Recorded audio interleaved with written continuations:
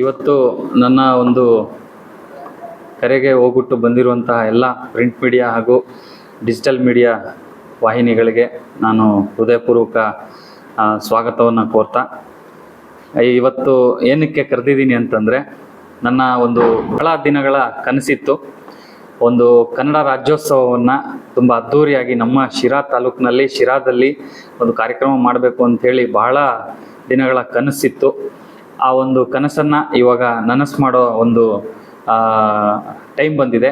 ಹಾಗಾಗಿ ನಾನು ಇವತ್ತು ನಿಮ್ಮನ್ನೆಲ್ಲ ಈ ಒಂದು ಪ್ರೆಸ್ ಮೀಟ್ಗೆ ಕರೆದಿದ್ದು. ಕನ್ನಡ ರಾಜ್ಯೋತ್ಸವವನ್ನು ಕಾರ್ಯಕ್ರಮ ಮಾಡೋದ್ರ ಮೂಲಕ ಆಚರಣೆ ಮಾಡಬೇಕು ಅಂತ ಅಂದ್ಕೊಂಡಿದ್ದೆ.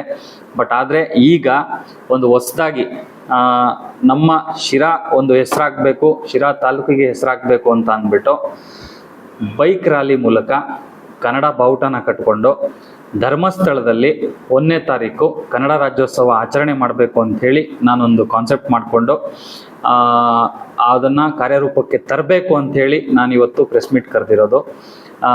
ಕನ್ನಡವನ್ನು ಬೆಳೆಸಬೇಕು, ಕನ್ನಡವನ್ನು ಉಳಿಸ್ಬೇಕು, ಕನ್ನಡ ರಾಜ್ಯೋತ್ಸವವನ್ನು ಆಚರಣೆ ಮಾಡಬೇಕು ಅಂತ ಹೇಳುವಂಥ ಎಲ್ಲ ಅಭಿಮಾನಿಗಳು ಈ ಒಂದು ಕಾರ್ಯಕ್ರಮಕ್ಕೆ ನೀವು ಕೈ ಜೋಡಿಸ್ಬೇಕು ಅಂತೇಳಿ ತಮ್ಮಲ್ಲಿ ಕೇಳ್ಕೊತಾ ಇದ್ದೀನಿ. ಈ ಕಾರ್ಯಕ್ರಮದ ರೂಪುರೇಷೆ ಏನಂತಂದರೆ, ಇಲ್ಲಿ ಶಿರಾದಲ್ಲಿ ಯಾರ್ಯಾರು ಇರ್ತೀರ ಅವರು ವೈಯಕ್ತಿಕವಾಗಿ ಬೈಕಲ್ಲಿ ಬರುವಂಥವ್ರು ಬರ್ಬೋದು. ಅವರ ಖರ್ಚು ವೆಚ್ಚಗಳೆಲ್ಲ ಸಂಪೂರ್ಣ ವೆಚ್ಚವನ್ನು ನಾನು ಭರಿಸ್ತೇನೆ. ಆಮೇಲೆ ಕಡ್ಡಾಯವಾಗಿ ಅವರು ನಮ್ಮ ಒಬ್ಬ ಹುಡುಗನ ಇಟ್ಟಿದ್ದೀನಿ, ಆ ಹುಡುಗನ ಹತ್ರ ನೋಂದಣಿ ಮಾಡ್ಕೋಬೇಕು. ಮೊದಲು ಯಾರು ಬಂದು ನೋಂದಣಿ ಮಾಡ್ಕೊತೀರ ಅವ್ರಿಗೆ ಆದ್ಯತೆ ಇರುತ್ತೆ.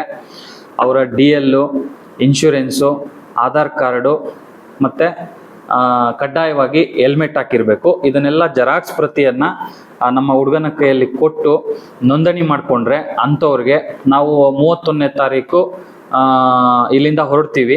31ನೇ ತಾರೀಕು ಹೊರಟು ನೈಟ್ ಅಲ್ಲೇ ಸ್ಟೇ ಆಗಿ ಬೆಳಗ್ಗೆ 1ನೇ ತಾರೀಕು ಕನ್ನಡ ರಾಜ್ಯೋತ್ಸವವನ್ನು ಧರ್ಮಸ್ಥಳದಲ್ಲಿ ಆಚರಣೆ ಮಾಡಬೇಕು ಅಂತೇಳಿ ಅಂದ್ಕೊಂಡಿದ್ದೀವಿ. ಹಾಗಾಗಿ ದಯವಿಟ್ಟು ಯಾರ್ಯಾರು ಕನ್ನಡನ ಸಪೋರ್ಟ್ ಮಾಡಬೇಕು ಮತ್ತು ಕನ್ನಡ ರಾಜ್ಯೋತ್ಸವದ ಅಭಿಮಾನ ಇಟ್ಕೊಂಡಿದ್ದೀರಾ ಎಲ್ಲ ಅಭಿಮಾನಿಗಳು ನಮ್ಮ ಜೊತೆ ಕೈ ಜೋಡಿಸ್ಬೇಕು ಅಂಥೇಳಿ ತಮ್ಮಲ್ಲಿ ಮನವಿ ಮಾಡ್ತಾ ಇದ್ದೀನಿ. ಏನಾದರೂ ಡೌಟ್ಸ್ ಇದ್ದರೆ ಕೇಳ್ಬೋದು. ಅಂದರೆ ಒಂದು ಈಗ ವಿಭಿನ್ನ ಅಂತಂದರೆ ಒಂದು ಕಾರ್ಯಕ್ರಮ ಮಾಡ್ಬೋದು, ಇಲ್ಲ ಅಂತಂದರೆ ಆಟೋದವ್ರಿಗೆ ಏನಾದರೂ ಏನದು ಸಮವಸ್ತ್ರ ಕೊಡಿಸ್ಬೋದು, ಇಲ್ಲ ಗೌರ್ಮೆಂಟ್ ಸ್ಕೂಲ್ ಮಕ್ಕಳಿಗೆ ಏನಾದರೂ ಗಿಫ್ಟ್ ಕೊಡೋದ್ರ ಮೂಲಕ ಆ ಥರ ಎಲ್ಲ ಥರನೂ ಆಲ್ರೆಡಿ ಎಲ್ಲರೂ ಆಚರಣೆ ಮಾಡಿಬಿಟ್ಟಿದ್ದಾರೆ. ಕನ್ನಡ ರಾಜ್ಯೋತ್ಸವವನ್ನು ಧರ್ಮಸ್ಥಳದಲ್ಲಿ ಆಚರಣೆ ಮಾಡಿದರೆ ಇದೊಂದು ಒಳ್ಳೆ ಹೆಸರಾಗತ್ತೆ, ಶಿರಾಗೂ ಹೆಸರಾಗತ್ತೆ, ನಮಗೂ ಹೆಸರಾಗತ್ತೆ ಅನ್ನೋ ಒಂದು ಕಾನ್ಸೆಪ್ಟ್ ಇಟ್ಕೊಂಡು ಧರ್ಮಸ್ಥಳವನ್ನು ಸೆಲೆಕ್ಟ್ ಮಾಡಿದ್ದೀವಿ. ಈಗ ಆಲ್ರೆಡಿ ಎಲ್ಲ ಥರನೂ ಎಲ್ಲರೂ ಮಾಡಿಬಿಟ್ಟಿದ್ದಾರೆ.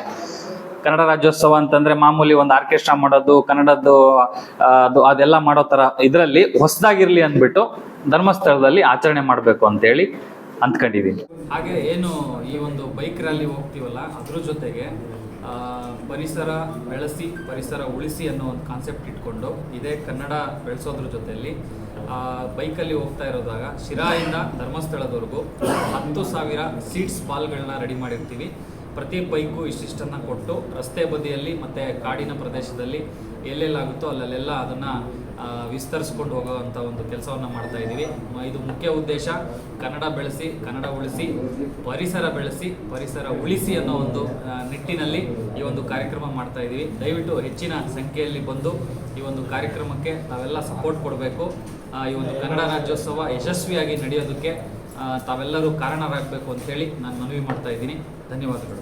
ನೀವು ಸಣ್ಣ ಆಗ್ಬೇಕಲ್ವಾ? ಅದು ಒಂದು ಉತ್ತಮ ಆಹಾರದಿಂದ ಸಣ್ಣ ಆಗ್ಬೇಕಲ್ವಾ? ಪ್ರತಿದಿನ ನಮ್ಮ ಜೀನಿ ಸ್ಲಿಮ್ನ ಯೂಸ್ ಮಾಡಿ ಯಾವುದೇ ಸೈಡ್ ಎಫೆಕ್ಟ್ ಇಲ್ದಂಗೆ ನೀವು ಸಣ್ಣ ಆಗ್ತೀರಾ.